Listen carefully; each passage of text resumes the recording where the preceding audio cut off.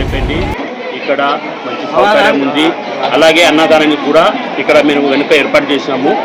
ఇక్కడ వచ్చిన భక్తులకు ఏమాత్రం ఇబ్బందులు లేకుండా క్యూలో తీసుకొచ్చి క్యూలో నిలబెట్టి అంత దర్శనం చేసుకున్న తర్వాత అందరినీ మైక్లో చెప్పి ప్రత్యేకంగా పంపిస్తున్నాం.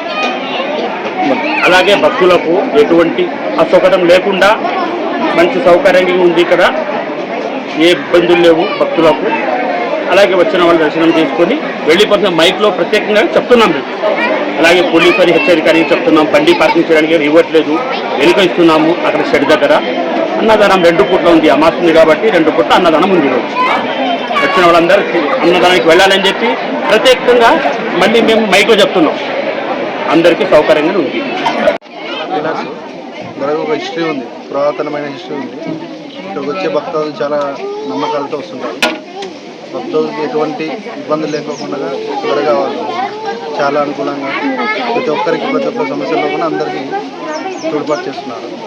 ఇప్పుడు వచ్చే భక్తులు ఆంధ్ర, కర్ణాటక, మహారాష్ట్ర నుంచి కూడా చాలామంది దూర ప్రాంతాల నుంచి వస్తుంటారు. తాత చాలా మహిమ ఉంది ఇక్కడ. సో అందువల్ల అందరూ వస్తుంటారు.